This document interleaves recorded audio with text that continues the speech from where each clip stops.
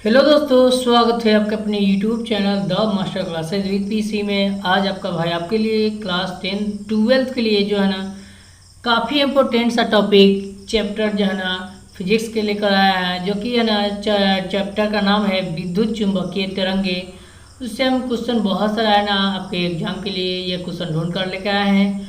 तो बने रहिए मेरे इस वीडियो में। इससे पहले मेरे यूट्यूब चैनल पर नए हैं तो प्लीज़ चैनल को सब्सक्राइब कीजिए और बेल आइकन दबाना ना भूलिए, ताकि मैं इसी तरह का वीडियो आपके पास पहुंचाता रहूं। तो चलिए दोस्तों, मैं स्टार्ट कर लेते हैं। तो जैसा कि क्वेश्चन नंबर 1 में दिया हुआ है,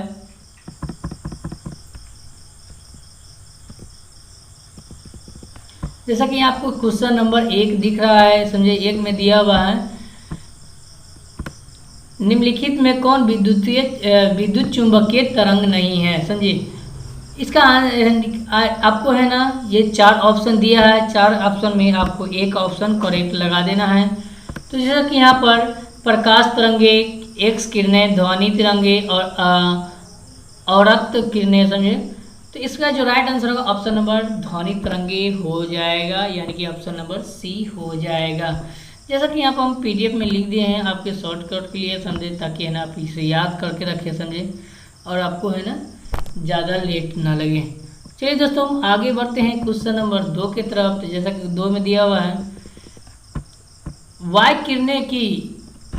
किरणों की तरह होता है। किसकी तरह होता है, समझिए, एक्स किरणें की, अल्फा किरणें की, बीटा किरणें की, कैथोड की किरणें, एक्स किरणें, जिसको हम इंग्लिश में रे बोलते हैं। किरण को क्या बोलते हैं, रे बोलते हैं, ठीक है।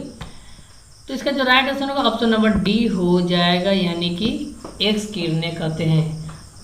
ये है ना, ये इसको गामा बोलते हैं। क्या बोलते हैं, इसको गामा बोलते हैं, ठीक है। गामा किरणें की तरह होता है, समझिए, किसकी तरह होता है, समझिए, ये बताना था।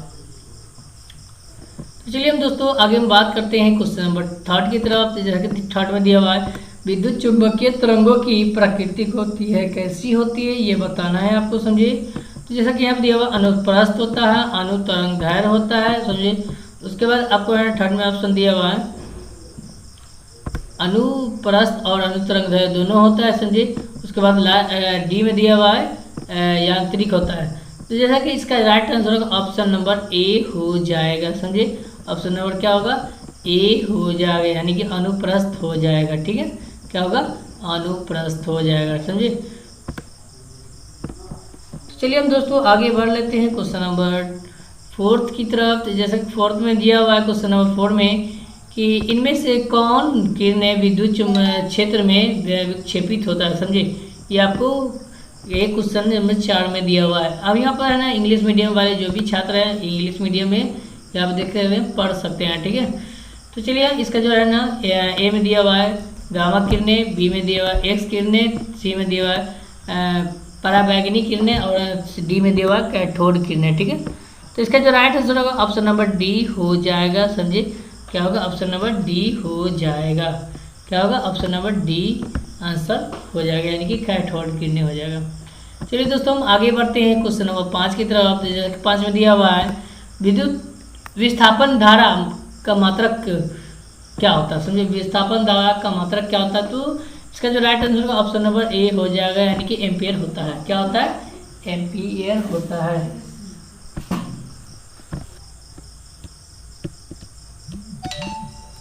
चलिए अब दोस्तों आगे बढ़ते हैं क्वेश्चन नंबर 6 की तरफ। जैसे कि क्वेश्चन नंबर 6 में दिया हुआ है, विद्युत चुंबकीय तरंगे विक्षेपित हो सकती है, समझे। कहाँ हो सकती है, सिर्फ विद्युत क्षेत्र के द्वारा हो सकती है, सिर्फ है ना चुंबकीय क्षेत्र के द्वारा हो सकती है। उसके बाद ए और बी, यानी कि दोनों, यानी इंग्लिश में इसको बोलते हैं both and, A and B बोलते हैं, ठीक है। बोथ मतलब दोनों होता है, ठीक है। इनमें से कोई नहीं, नन ऑफ दीज। तो इसका जो राइट आंसर होगा ऑप्शन नंबर सी हो जाएगा। क्या होगा, ऑप्शन नंबर सी हो जाएगा, समझिए। यानी कि ए और बी, यानी कि दोनों होता है, समझे। ये सिर्फ विद्युत चुम्बकीय में भी होता है और है ना चुंबकीय क्षेत्र में भी होता है, ठीक है। तो इसका जो राइट आंसर होगा ऑप्शन नंबर सी हो जाएगा, ठीक है। चलिए दोस्तों हम आगे बढ़ते हैं क्वेश्चन नंबर 7 की तरफ। तो जैसा कि 7 में दिया हुआ है, विद्युत चुंबकीय के तरंग के संचरण की दिशा होती है, समझिए। विद्युत चुंबकीय तरंग के संचरण की दिशा होती है बी वेक्टर के समांतर ई वेक्टर के समांतर बी एक्स ई वेक्टर के समांतर बी गुने एक्स नहीं ई वेक्टर के समांतर और ई गुने बी वेक्टर के समांतर। तो इसका जो राइट आंसर होगा ऑप्शन नंबर डी हो जाएगा। क्या होगा दोस्तों? ऑप्शन नंबर डी हो जाएगा। चलिए हम दोस्तों आगे बढ़ते हैं क्वेश्चन नंबर 8 की तरफ। तो जैसा कि 8 में दिया हुआ है,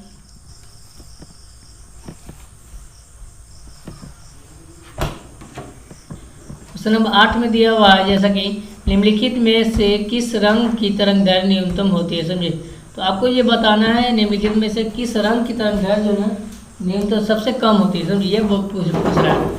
तो अवरक्त किरणें, पराबैंगनी किरणें, गामा किरणें, उसके बाद एक्स किरणें, इसको वाई भी किरणें बोलते हैं। समझे, तो इसका जो राइट आंसर का ऑप्शन नंबर सी हो जाए, यानी कि गामा किरणें। ठीक है, एक्स किरणें या गामा किरणें। चलिए दोस्तों हम बात करते हैं क्वेश्चन नंबर 9 की तरफ। तो जैसा कि 9 में दिया हुआ है, दूर संचरण के लिए उपरोक्त विकिरण है। समझिए, दूर संचरण के लिए उपरोक्त विकिरण है। समझिए, कौन? पराबैंगनी, दृश्य प्रकाश, एक्स किरणें, माइक्रो तरंगे।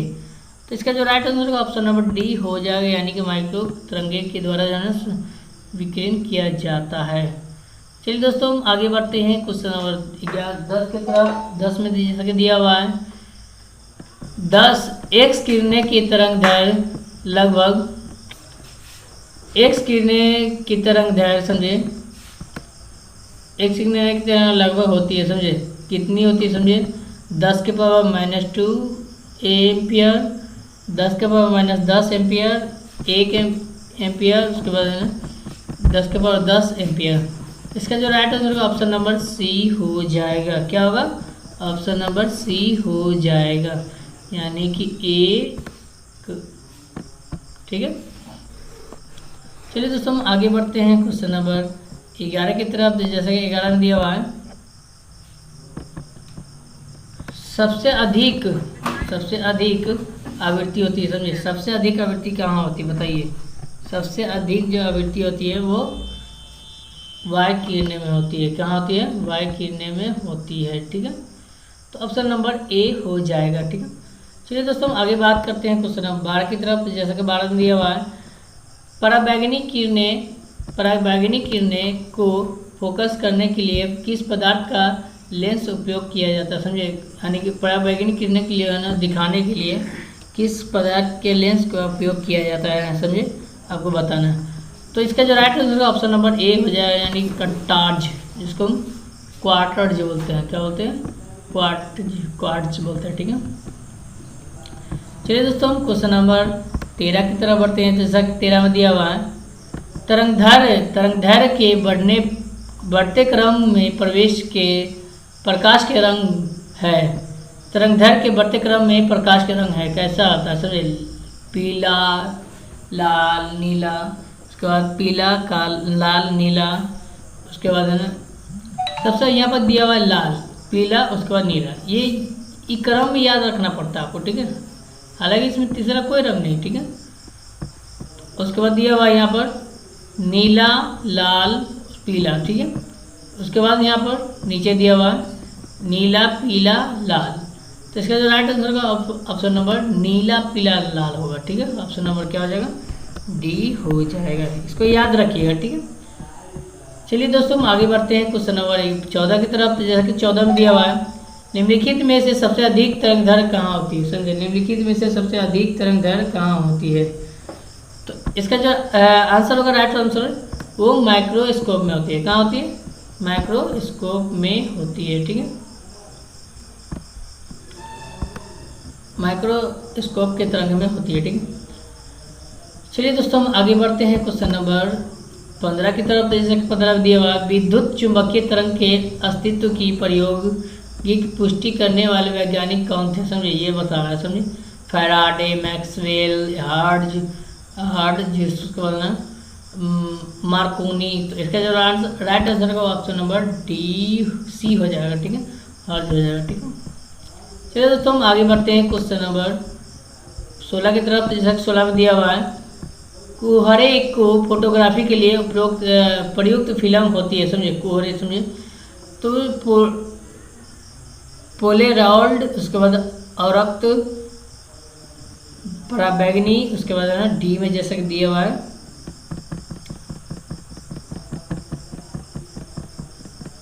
साधारण। तो इसका जो राइट आंसर ऑप्शन नंबर औरक्त हो जाएगा, सनी इनफैराडे हो जाता है। क्या होता है? इनफैराडे होता है, ठीक है।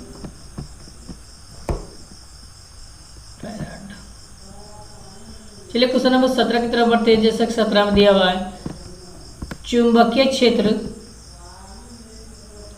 बी में दिया हुआ है द्वितीय क्षेत्र, तीसरा में दिया हुआ है कि अनुप्रस्थ, और है ना यानी कि बी में दिया चुंबकीय क्षेत्र, बी से द्वितीय क्षेत्र, ई से, और उसका अनुपात जो है ना B/E मात्रक होता है, समझे। इसका रेशियो बोला पूछ रहा है, समझे, इसका रेशियो पूछ रहा है मीटर पर सेकेंड, सेकेंड मीटर पर, उसके बाद है ना मीटर सेकेंड स्क्वायर, उसके बाद इसका जो राइट आंसर होगा ऑप्शन नंबर बी हो जाएगा, सेकेंड मीटर पर।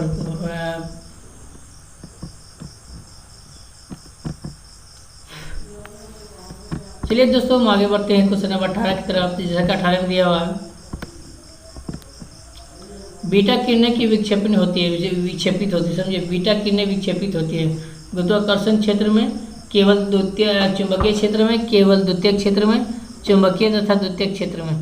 तो इसका जो राइट आंसर होगा ऑप्शन नंबर डी हो जाएगा। क्या होगा? ऑप्शन नंबर डी हो जाएगा, यानी कि चुंबकीय द्वितीय क्षेत्र में होता है, ठीक है। चलिए दोस्तों हम आगे बढ़ते हैं क्वेश्चन नंबर, तो आई होप कि यहाँ पर था, इसी तक है ना अभी इस वीडियो को समाप्त कर दिया गया है, समझे।